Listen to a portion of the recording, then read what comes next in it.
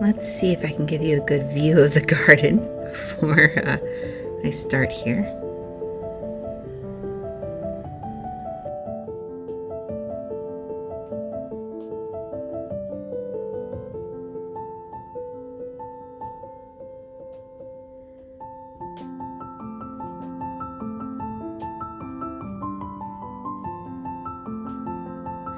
Hi friends, welcome to Julia in the Garden.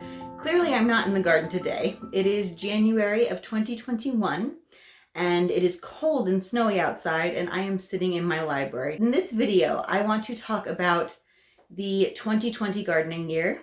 I want to talk specifically about some successes and accomplishments that I achieved and some things that didn't go as well, some challenges and some lessons learned. It's going to be dappled sunlight coming in for the lighting because the sun is setting right over there and there's no curtains in here and it's just what the lighting is today, friends. So, hi, I'm Julia. I live in Vermont, which is zone 5. I believe I am technically in zone 5A. I always forget. It's really close. I'm in kind of a warmish section of central Vermont. But it's still Vermont and it's cold. And we do have a relatively short growing season here. 2020 was the second full year for my garden and little orchard that I started up here in Vermont. It was really the first year that I had all of the beds that I had planned in my potager. We had maybe like a third of them in commission last year. So there's a lot more gardening space. Before this garden, I only had a container garden because I was on, we were in a townhome and I covered my deck with containers and I was so excited to move to this property and start this large kitchen garden and orchard. So let me get started just talking through this past year. So I'm actually going to start with my accomplishments and I have my list here that I'm following. I started most of my plants from seed successfully, and I got a good early start working in the garden with my kids. I'm going to link here to my working in the garden in early spring video. We got peas in, we got some lettuces in, we did some cleanup and prep, so that was really good. I also, a big thing was I started my berry garden. Now I haven't shown this with you, which is one of my fails, is that I haven't shared enough, and I'll come back to that. But I will put some pictures in here, and I promise I'm working on a video of where we got in the process. I never got to like my full vision of what I wanted to show you, and so I held off, but I kind of wish I hadn't done that. So, but I did get it started. We got a lot of plants in, and we got some structures in. So I feel like it was good progress for the year. I did some pretty flower arrangements in containers, which is something I hadn't really done before. Including building little trellises to go near my breezeway. So those made me happy. Another thing that made me happy were my daffodils that I planted the prior fall around some of my trees in the orchard and around my quince tree in the potager, and those definitely made me smile. We created and planted an asparagus bed, so that's a big deal because the sooner you do that, the sooner you get asparagus, and they grew, so that's good too. I also harvested my first garlic harvest ever, and it was great. And I still have a bunch of garlic hanging around my house, and it makes me happy. I also grew onions for the first time. I grew them from seed, and I got a harvest of small onions, but I still got a harvest from them. I did succeed in growing more beautiful cutting flowers. That was one of my goals for last year. I wanted more flowers in my garden. And I had that, and they were beautiful, and I will have more again next year. We harvested lots of tomatoes. We ate a bunch, and a lot of them are actually still in my freezer. I just stuck them in bags so that I can make sauce out of them. I actually even just, like for dinner this week one night, we're just gonna pull out a bag of frozen tomatoes and cook it down with some other stuff. And we like to eat it that way, even with the skins. Some people don't like the skins, but I don't mind as much. So that's exciting. So I also added some of them I roasted with either on their own in olive oil and salt, or with some peppers and eggplant also from the garden. So that's awesome. That was a really exciting harvest. I also harvested some of my herbs did great. So the calendula, I got so many calendula flowers. I covered surfaces with drying herbs that were covered for way too long for me to get to, but it was exciting to have that harvest. In the orchard, we created more beds that we cardboarded and mulched between the trees and did some plantings in there. I learned to can this year. I got myself a water bath canner, learned to use it, and I did some jams. I didn't actually use any of our own fruit for most of the jams. Got them from local farms and our co-op. But I did make a spiced maple pear butter from our pear harvest. That was really exciting. And I also canned a couple jars of tomato sauce, but most of the tomatoes are in the freezer for right now, and I can always make more tomato sauce from them later. I did save some seeds, so I used the last of my calendula seed planting them this year. And so I not only harvested a bunch of calendula flowers, but I managed to get a lot of seed from them as well. And so I got enough that I could give some away to my family and friends and have plenty for next year. I also harvested some seed from our Love in the Puff. It's really fun to harvest. They're in the little puff. And my son loved helping me do that. I also harvested some arugula seeds, some radish seeds, and I think some other lettuce seeds. So that was a good start for me. I want to do more seed saving in future years, but I was happy with that for this year. A big project I did get done is building the compost bins, and I don't think I've shown you guys this, so let me take a minute to show you. My son helped me a bit, but I really focused on it for like the first week in September.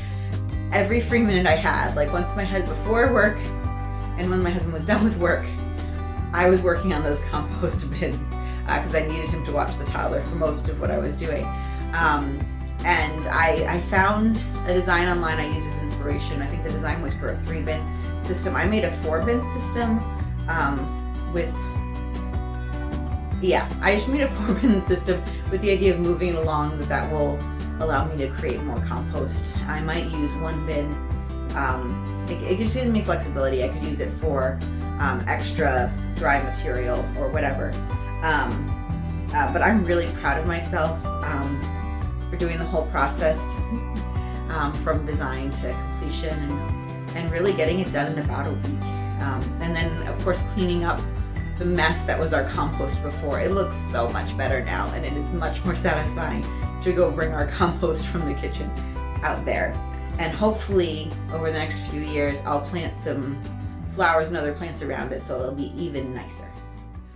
Okay, so those are my accomplishments from this past year. There were of course challenges and lessons learned. I don't think there is a gardening year without challenges, but I don't think that I guess some really drastic things would happen that would make it a really bad year in the garden, but I think a lot of like really bad drastic things would have to happen. I think for the most part there's always something redeemable about a garden, and that if there's a failure somewhere, you've usually learned something from it. While some of these things might be viewed as failures, I want to say there were definitely challenges and there were definitely lessons learned. My biggest challenge is grass. So we have that grass that spreads by rhizomes and it just like goes under things, and it's crazy. And this whole year it was my nemesis, and I would weed a bed and the next week the grass would all be there again. It was really, really, really frustrating. It doesn't look good. It's crowding out some of my plants. It just makes me angry and upset. So I am coming up with a grass battle plan for this year. I don't know if I'm ever going to be able to completely eradicate it. I am not willing at this point to use any sorts of herbicides or anything because obviously I'm trying to grow plants.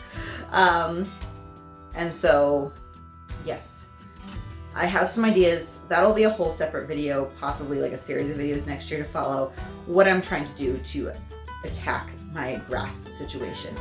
The other weeds, we did have other weeds that at some point I let go. I don't mind those as much because I feel like a lot of them travel through the wind, so they're like, a lot of them are easier to pick. They just don't bother me as much. If I were better at getting to them before they flower and go to seed, that would be really good. but the grass is really, so. Anyway, I have some ideas, but if you have dealt with this in the past, please comment below with yours, because I can incorporate any ideas that I can. Again, I'm not really willing to use like herbicides at this point, but any ideas you have, let me know. So this is an interesting challenge. Okay, so my first year of this garden, my youngest daughter was born. And she was a toddler this year. And I managed to do a lot with her while wearing her. Especially the first year, it was actually pretty easy. She was, of course, born just as planting time started, right around 2 weeks after our average last frost. So it did push back some of planting that first year. But I managed to plant, you know, I think like a week after she was born, she was in the carrier and we planted a bunch of tomatoes and it was fine. But as she's gotten bigger and I'd be wearing her on my back, she did not like it when I leaned over it all, which is kind of necessary for planting and weeding and a lot of the stuff we do in the garden. She's generally fine with me watering, which is good, but she would get really, really unhappy with me. And so I tried various methods. I tried putting her like in a pen in the garden. Sometimes I'd have my older kids watch her in the garden. She was a challenge. Toddlers are a challenge, and it's gonna continue to be a challenge for a couple of years with her. Additionally, I'll just mention here that we're actually expecting baby number 4. Of course, due around the same time. So, yeah. I'm gonna keep going with my garden and my planting plans, but just knowing that I'm expecting a little one right around the time I'd be planting a lot of my plants. I'm taking some measures for that, mainly that I'm gonna start a lot of the plants later this year. And my husband knows that his main job those first couple weeks when the baby's born is to just keep my plants alive. Depending on where they are, either in the ground or in the house. So that is to say, there are stuff that just was harder to do, or maybe I wasn't as productive as I could have been, because I had a toddler, and this fall, because I was pregnant and sick, actually, I get really sick during my first trimester, so a lot of fall stuff didn't happen because of that. And it's a season of life. So it's just a challenge of the season of life. I just have to use the time that I have and see if I can use some creative solutions with baby wearing and other things. Trying to teach my toddler what she can and can't touch in the garden and give her activities to do. And otherwise, I ended up this past summer doing a lot of work in the early morning and the evenings when my husband could watch her. So that's challenge number 2, I guess. The third big challenge this year was it was really dry. Yeah, the first year we lived here, so this is the second full year of this garden. The first year we got so much rain, I think I watered like twice when I first planted my plants, and I didn't really need to water again. And so I don't have currently any sort of irrigation system, and my garden is not near a spigot where I can really reach a hose out there to water in that way. So I would fill up, I have rain barrels and by gutters in the house, and I would fill up my my watering can and then a bucket, and I'd carry that down, and then I'd fill the watering can with the bucket, and then I'd go do it again. I just couldn't keep up with how dry it was this year. At some points over the summer, we had several bucket system where I'd fill up my watering can in a bucket in the evening, and my husband would fill up some buckets, and I'd go down to the garden and he'd fill up buckets as I emptied them. We had like a system going, but I still it would take me 2 hours to water half of everything. And so I again am going to address that in some ways this year, and also pray for rain. So there's that.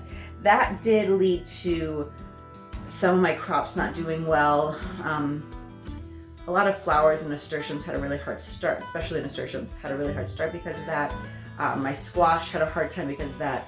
And my tomatoes had a lot of blossom end rot, which I think was due to the inconsistent watering. Just not enough water and just me like trying, but not really succeeding. We also had some pests, and these are more like lesson learned things. Hornworms we had again, and I could do better at managing them. I don't think they're horrible. We didn't have like any plants that were completely decimated, and I don't mind cutting some hornworm and blossom and rot damage off of a tomato and using the rest of it, so we did that a little bit. And there were some cabbage worms, which the second year I meant to put a hoop up around the brassicas and I just didn't, and I could see that there was damage. However, it wasn't, none of it was bad enough to destroy any of the crops, so I just kind of let it be. The worst thing though was, I believe we had squash vine borers, and between that and lack of water, most of my pumpkin plants died. It made me very sad. I got, I think, 1 small Jarradale and 2 small Howden pumpkins, and I think that's it. And I got a couple acorn squash. My acorn squash had a really slow start, but then eventually did okay. And the same thing with the zucchini. I think later in the summer, like late August, September, we finally started getting some rain. And so then we started getting some more female flowers from those plants. But we had 2 zucchini plants. I think I got 3 zucchini all year. So the squash plants really didn't do well. And I think I got 1 spaghetti squash. It was really small. We're gonna try again next year. Again, I have some ideas on this. I've done some research on squash vine borer, so I'm gonna try some things. Again, if you have ideas, let me know below. And I think there were also squash bugs, but the squash vine borer was really, I think, what did in my plants. Some other crops also didn't turn out as I hoped this year. And yeah, I'm just gonna say like cucumbers, we got a few, carrots, beans, like the dragon tongues were the only kind. I planted, I think like 4 or 5 different kinds of beans, and dragon tongues were the only ones that did okay, and that we really got a crop from. Yeah, and onions were smaller than I wanted them to be. So I think there's different things happening in different places, but I think a majority of it can be weeds and water. Like in a lot of these areas, the grass started getting out of control, and there just wasn't enough water. There just wasn't, and I didn't do a good enough job of watering them. So that's what that is. And so those are some big lessons learned right there. And I have ideas again for next year. One of the challenges, or I guess one of the lessons learned this year, is I got discouraged because of all the grass and the lack of water and not being able to do as much as I wanted with the toddler. And I didn't share as much with you as I wanted to. I had these grand plans, all these garden tours and other things I was gonna share with you. And I started feeling embarrassed about the grass in the garden beds and not having some of the crops that I wanted. And I don't want to let that stop me, because I'm trying to share with you and be encouraging and be part of this community. And so I want to do better next year. I'm sure there will be challenges, but I'm hoping at least not the same ones. I don't know. Yes, I want to share more. So I just want to mention, I didn't get to several of my big goals. If you look at my goal video for 2020, I had some big goals of getting to cleaning out outside our breezeway and doing railings and fixing the lattice. Now that it's winter and I have to walk down them to get to the compost, I really wish I had done the railings, but I didn't get to that, or to the hanger pad at all. Or the garden gates I kept putting off. They are started now, and next year, the 2021 is going to be the year for the garden gates. They're going to get in eventually.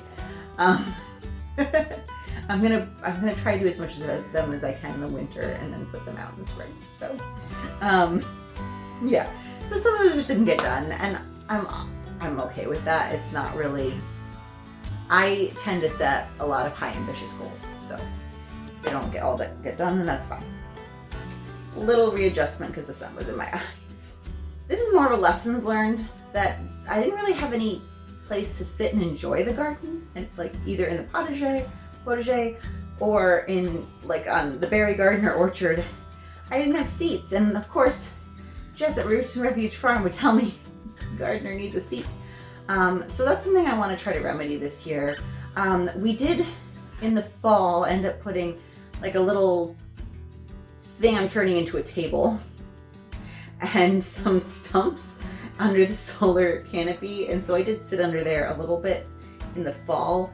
But I do want to put some more seating out in the different garden areas so that I can sit and enjoy the garden, because obviously. And then the last thing is that I didn't get to doing extra weeding and mulch this fall. Basically, we did some necessary fall tasks.